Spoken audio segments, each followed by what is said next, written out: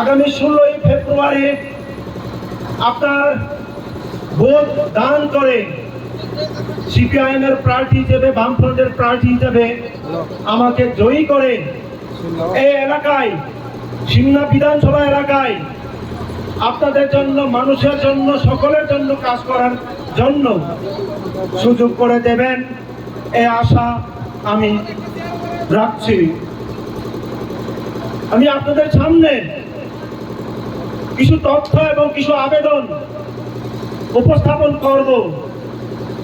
বিগত 2018 নির্বাচনের পূর্বে আমাদের এই রাজ্যে বিজেপি এবং আইপিএফটি জোট সরকার, তারা জোট বেঁধে সরকার গঠন করেছিল।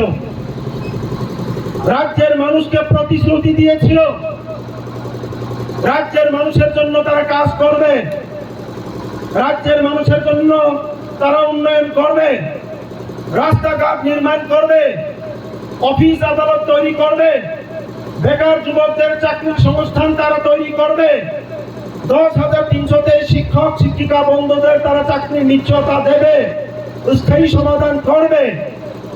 নানান প্রতিশ্রুতি দিয়ে মানুষকে বিভ্রান্ত করে তারা 2018 সনে ক্ষমতায় এসেছিল এবং তৎকালীন সময়ে আমাদের সিংনা বিধানসভা কেন্দ্রে আইপিএফটি বিজেপির জোট প্রার্থী হিসাবে আইপিএফটিকে জয়ী করে বিধায়ক তৈরি করে পাঠিয়েছিলেন আমাদের এই বিধানসভা এলাকার মানুষজন।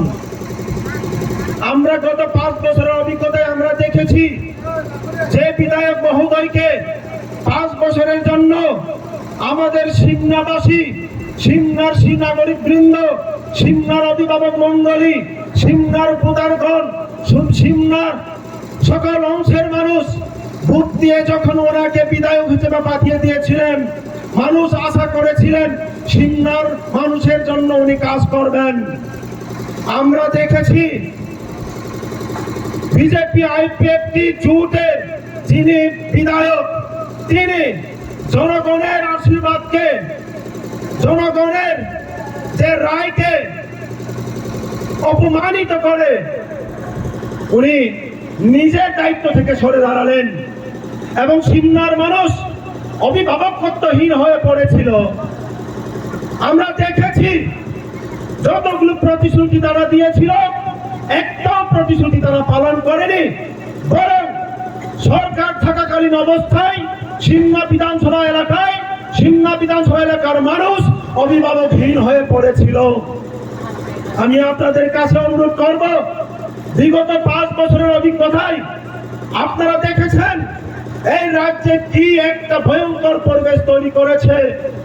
আমাদের কমরেড, শ্রদ্ধেয় কমরেড, শহীদ কমরেড অরুণ দেবের যে শ্রদ্ধায় আমরা এখানে একটা আবক্ষ মূর্তি আমরা বসিয়েছিলাম, সেই আবক্ষ মূর্তিকে তারা রাতের অন্ধকারে ভেঙে চুরমার করে দিয়েছে। এরা কত ভয়ঙ্কর হতে পারে আপনারা ভাবুন।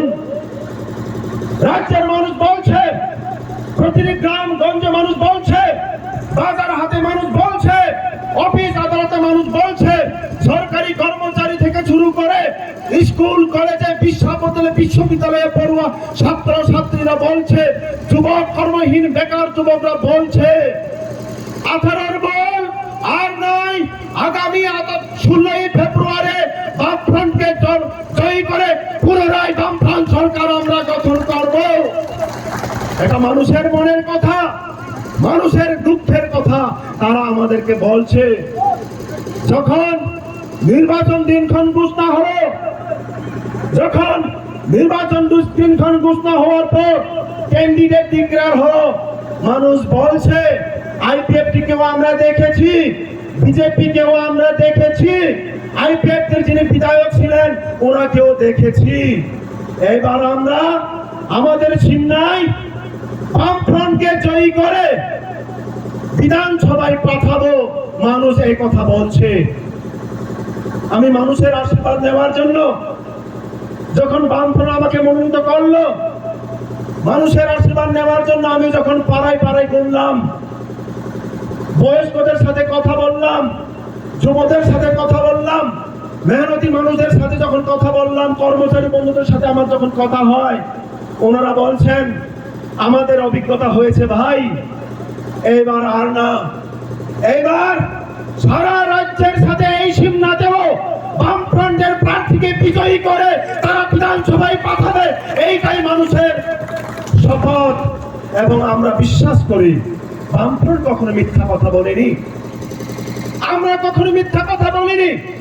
2018 নির্বাচনের পূর্বেও আমরা মিথ্যা কথা বলিনি।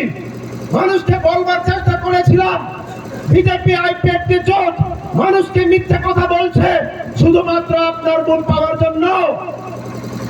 তখন হয়তো বা মানুষ আমাদের সবটা কথাকে বিশ্বাস করতে পারেনি, কিন্তু সময়ের অভিজ্ঞতায় মানুষের অভিজ্ঞতা হোক, এখন মানুষই বলছে বিজেপি আইপিএফটিকে আর আমরা ক্ষমতায় আনবো না।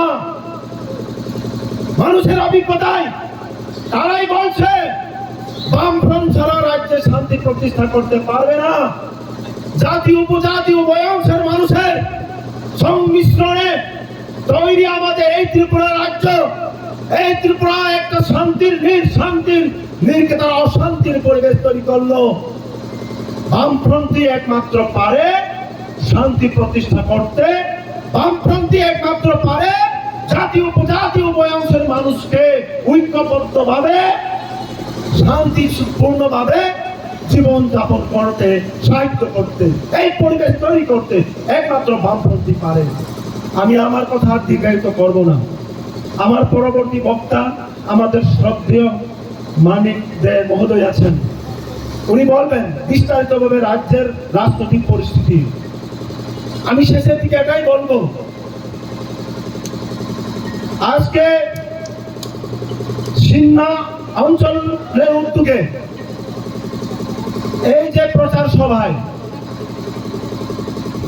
আপনারা আগত হয়েছেন বামফ্রন্টকে বিজয়ী করার জন্য,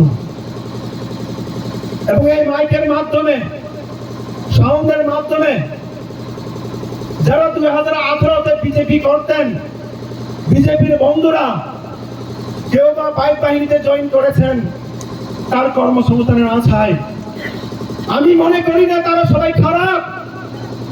সমাজের 2-1 মানুষ হয়তো বা তাকে ভুল পথে পরিচালিত করে, সুরসুরি দেয়।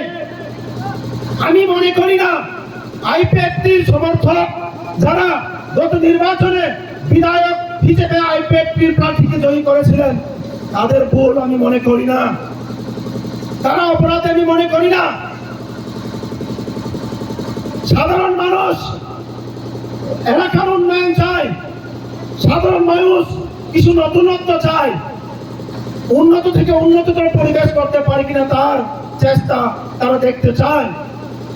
কিন্তু তারা এখন দেখেছে সমাজ অবক্ষয়ের দিকে চলে যাচ্ছে, রাস্তাগুলো ভেঙে চুরমার খান, স্কুলে শিক্ষক নেই, মাস্টার নেই, উন্নয়নের পরিকাঠামো কোনো কিছু হয় নেই, উত্তপ্ত।